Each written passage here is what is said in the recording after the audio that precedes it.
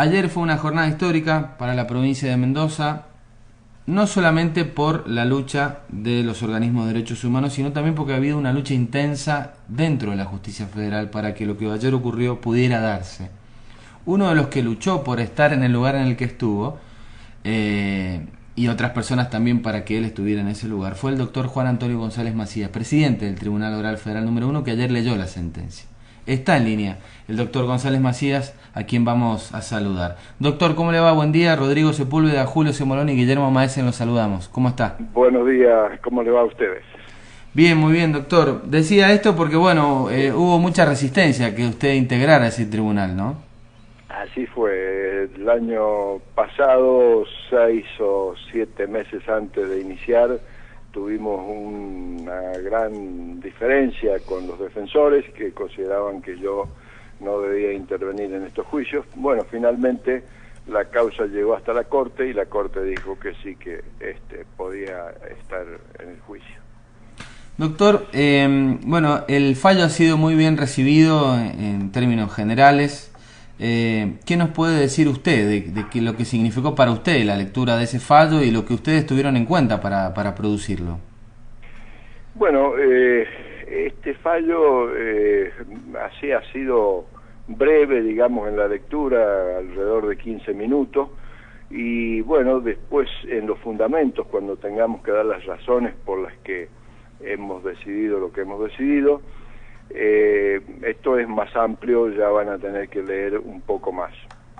Pero, y en esto, primero hemos tenido que analizar un contexto de la situación, porque nosotros tuvimos que retrotraernos a 35 años atrás a la situación que se vivió en aquel momento, y para eso debimos recurrir a testigos que habían vivido esas situaciones como víctimas, la mayoría de ellos, otros por informaciones, y así un poco logramos ubicarnos en aquel momento, porque una cosa es analizar el delito común, el que sucede todos los días, desde el homicidio hasta cualquier otro más simple, y otro es este delito donde un aparato organizado de poder se le echa encima a una persona o a un grupo de personas.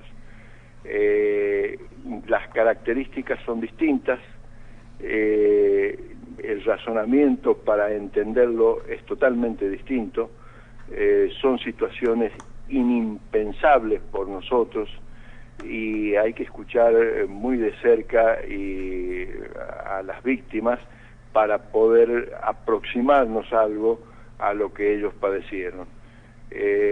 Nosotros hemos recibido muchos testimonios de gente que estuvo allí y bueno, nos contó los que ellos vivieron, nos contó lo que vieron de alguna gente que no llegó hasta hoy, porque en aquel momento desaparecieron, y bueno, es una situación no fácil y que en los comienzos requiere esa preparación mental para ir ubicándose en lo que fue aquella época, en lo que fue el terrorismo de Estado y lo arbitrario y tremendo de los pensamientos. Fíjese que aquí, tomando un poco la idea de Sarmiento, aquella que decía que las ideas no se matan,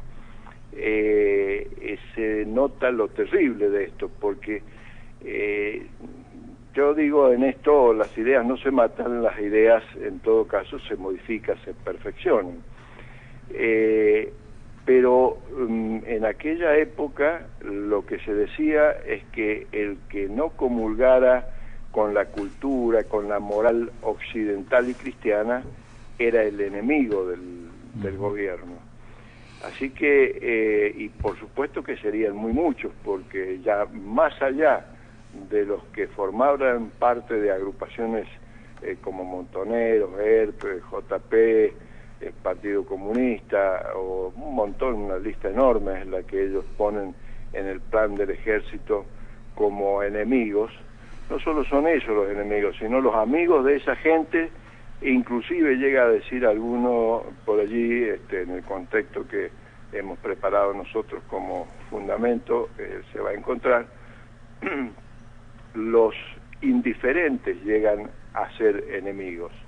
O sea, fue una cosa muy difícil de creer. Hay que leer mucho todo este material, el plan ese que le digo del ejército, y además los reglamentos, muchos reglamentos que habían, y escuchar también a los mismos Díaz Besón, Arguindegui, gente que hizo declaraciones ante una testigo que tuvimos, la periodista francesa Marie-Monique Robin, que nos explicó de todos estos métodos que vienen desde Argelia, que esto es otra cosa curiosa.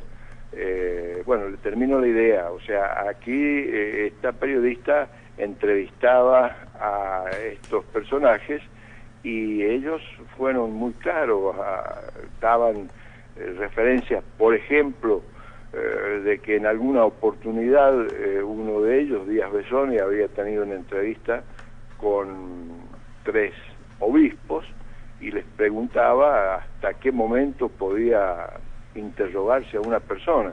Por supuesto, interrogarse con los métodos y formas que lo hacían ellos, tortura, una serie de violaciones, etcétera. Y uno de estos obispos le contestó mientras tenga conciencia la persona. O sea que el momento que dejaban de interrogar era cuando se desmayaba ese sujeto.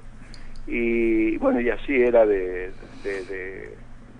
grave la forma de comportarse. Pero volviendo a esa idea que le empecé recién, esta periodista nos hablaba de que estos métodos se inician, o sea, el estudio, la práctica, el aprendizaje de estos métodos los inician allá por el año 1960 y antes también. López Aufrac, entre otros, es el que va a Francia, a la escuela francesa, a aprender, y firman contratos que nosotros hemos conseguido, y creo que esto es inédito y por primera vez en el país se han conseguido esos contratos firmados entre el gobierno francés, la Cancillería, con la Cancillería argentina, donde el gobierno argentino contrata personal del ejército francés para que enseñe a los argentinos, tanto allá en Francia como viniendo ellos acá a la Argentina, con sueldos pagos, estadías, etcétera, etcétera, les enseñe los métodos que habían aprendido en la guerra con Argelia. O sea, Argelia, cuando intenta independizarse de Francia en sus tierras, ofrece una resistencia importante, así a la manera de guerrilla, y esta gente, los franceses que no querían entregar esos territorios, le ponen resistencia, pero como los vencen al poco de iniciarse esa resistencia, generan, porque suponen que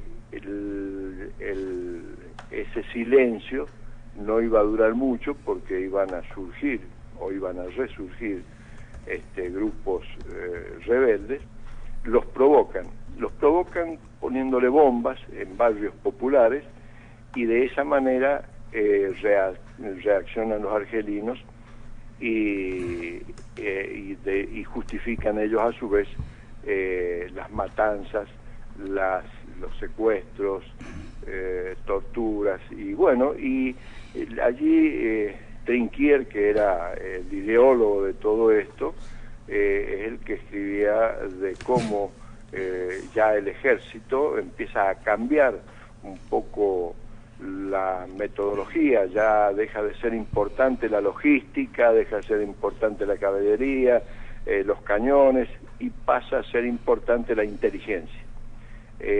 Los sectores dedicados a la inteligencia en el ejército son los que hacían la principal tarea. ¿Y qué es lo que hacía la inteligencia? Interrogaba. ¿Y cómo? Con tortura.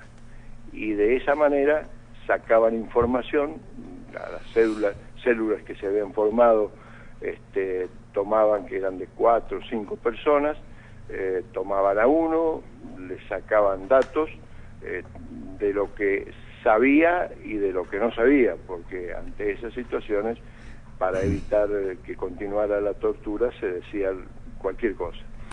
Y así iban ascendiendo a través de la información que le iban dando los mismos que eran detenidos e interrogados, y no importaba para ellos cuál era el fin de esa persona, si terminaba bien o terminaba muerta, porque el corazón no le soportaba todo el dolor que le infligía.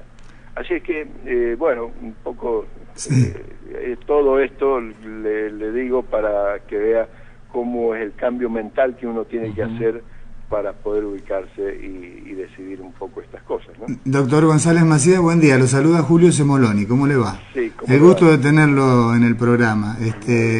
Para los oyentes que han venido siguiendo lo que acaba de decir y les gusta el cine, les recomiendo la película La batalla de Argelia de Gillo Pontecorvo, que describe con absoluta exactitud todo lo que usted acaba de manifestar. Yo le quería hacer una pregunta previa a un brevísimo comentario que tiene un carácter intimista, si se quiere. El derecho más sagrado es el derecho a la vida, pero seguramente el derecho que inmediatamente viene después es el derecho a la libertad. Los jueces parecería desde afuera que tienen una extraordinaria potestad, un gran poder, porque a través de sus fallos determinan si un ser humano va a seguir en libertad o va a prisión. Sin embargo, hay una situación humana de los jueces en donde se sienten profundamente solos, solitarios, a veces hasta desamparados. Yo le quería preguntar, ahora que en Mendoza finalmente también ocurrió una fecha que se parece a tantas fechas importantes en otros lugares del país, en esta política de derechos humanos, en estos juicios contra los crímenes de lesa humanidad que han merecido la aprobación y el elogio de instituciones muy importantes en el mundo, quería preguntarle si durante el proceso que desembocó en el fallo conocido ayer, usted se sintió acompañado, se sintió muy solo institucionalmente, si ha visto en todos estos años alguna evolución en la institución Poder Judicial, en la sociedad mendocina. Me gustaría conocer de su propia voz cómo evalúa la situación social e institucional en Mendoza de la justicia y de la población. Mire, yo estuve en este tema cuando nos pasaron los juicios allá en el 86, 87, 85, 86 y 87, cuando yo estaba en la Cámara de Apelaciones, y en ese momento, fíjese que trabajé solo, con la relatora que me acompañaba en ese momento, la señora Hortelano, y la situación era bastante adversa. Pero bueno, me quedé haciendo disidencias y no era fácil avanzar, pero sí se podía hacer algo, y en ese entonces estábamos a 9 años de los hechos. Ese habría sido un momento más oportuno de haber avanzado en todo. Hoy en día hay ya más gente que acompaña. Yo particularmente he tenido un equipo de derechos humanos que me ha ayudado maravillosamente, que ayer los nombré públicamente, porque es un grupito en número, pero un grupo enorme en lo que sería capacidad y actitud. Esto me permitió a mí venir trabajando y ahora continuar con los fundamentos que serán terminados para el 28 de octubre. La sociedad, la comunidad sí también ha ayudado, particularmente las víctimas, los familiares, los que han entendido todo este problema porque no todos lo entienden rápido y fácil, porque no todos van a escuchar lo que dicen la gente que ha vivido lo que ha vivido. Pero yo estoy seguro que aquellos que todavía están indiferentes, si escucharan esos relatos de primera mano, podrían hacer algunos cambios. Pero lamentablemente en nuestra sociedad en esto hay bastante indiferencia y esto es negativo. La dedicación, la puesta de atención a estos problemas hace que uno pueda razonar un poco mejor. Podrá para a veces en algunos casos no compartirse, bueno, no importa, es parte de los razonamientos que cada uno haga, ¿no? Pero esto de no meterse en el problema es lo que hace a veces que haya más indiferentes, pero cada vez son menos.